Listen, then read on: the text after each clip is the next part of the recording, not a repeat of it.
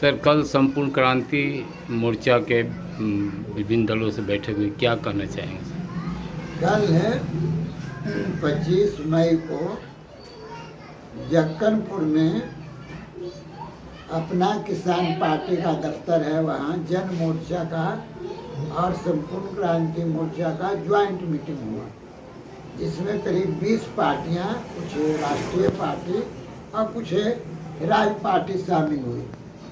पहली बार समाजवादी पार्टी के प्रतिनिधि शामिल हुए।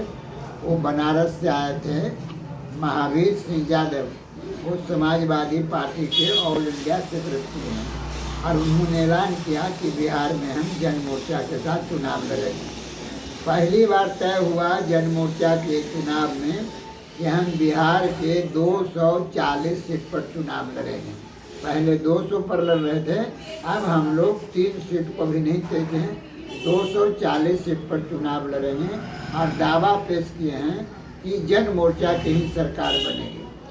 हम जन मोर्चा के लोग यह भी प्रस्ताव लिए हैं कि भारतीय जनता पार्टी, लालू प्रसाद की पार्टी और नीतीश कुमार की पार्टी, इन तीनों पार्टियों के राजनीतिक तौर से खिलाफ हैं, और इनके खिलाफ जो भी पार्टी है, जो भी संगठन है, हम लगातार जन मोर्चा के लोग कोशिश कर रहे हैं कि सीट हम कम लड़ें, लेकिन एक व्यापक मोर्चा बना।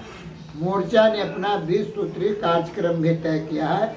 हम चुनाव में किसानों की प्राथमिकता दे रहे हैं कि गल्ले का उचित मूल्य दिया जाए, जो 75 साल में नहीं मिला है, सिंचाई का उचित प्रबंध किया जाए, NSP पर कानून बनाया जाए, किसानों के खाद, बीज और यंत्र सस्ते रेट में दिया जाए, और हर पंचायत में एक किसानों का लिए एक कोल्ड स्टोर बनाया जाए, और अनाज रखने के लिए जैसे गोल घर है, हर पंचायत बाई एक हॉल बनाया जाए जहां किसान अपना अनाज रख सकते हैं।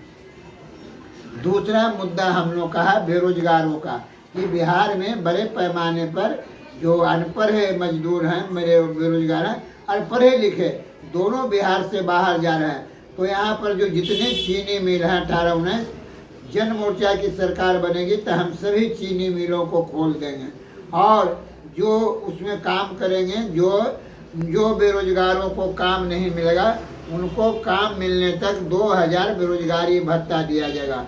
एजुकेशन में सुधार लाया जाएगा, क्रांतिकारी बदलाव लाया जाएगा कि एजुकेशन इस ढंग से दिया जाएगा कि पढ़ते पढ़ते उनकी नौकरी मिल जाए। हर कॉलेज में, हर यूनिवर्सिटी में छात्र संघ का गठन होगा कि छात्र अपना प्रतिनिधि चुन सके, अपनी बातों को रख सके। इसी तरह हम लोग टैक्स को कम करेंगे। वो पेट्रोल का जो वैट लगा हुआ है, किरासन तेल पर जो सरकार का वैट लगा है, उसको कम करेंगे। पंचायतों को और अधिकार, मुखिया को और ज़्यादा अधिकार दिया जाएगा, जिला परिषद को ज़्यादा अधिकार दिया जाएगा, और उनको भी कुछ न कुछ पैसे दिए जाएंगे।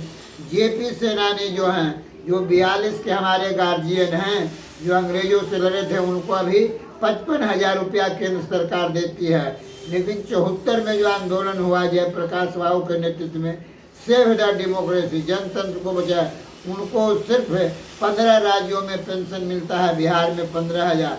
जो भूमिगत है उनको पेंशन नहीं मिलता है।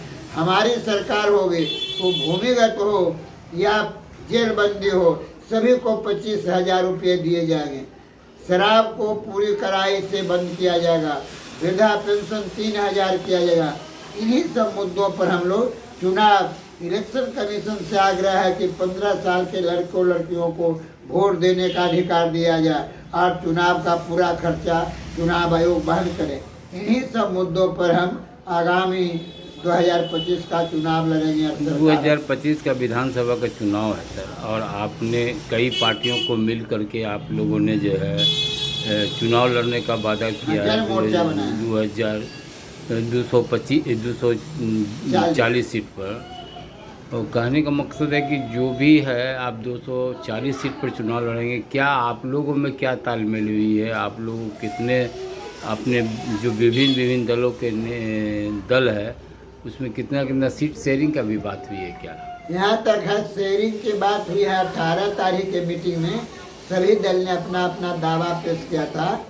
कल के मीटिंग में फैसला हुआ कि अगले जो 8 ये जून को मीटिंग हो, संडे है, वो होगा शोषित समाज दल के कार्यालय में।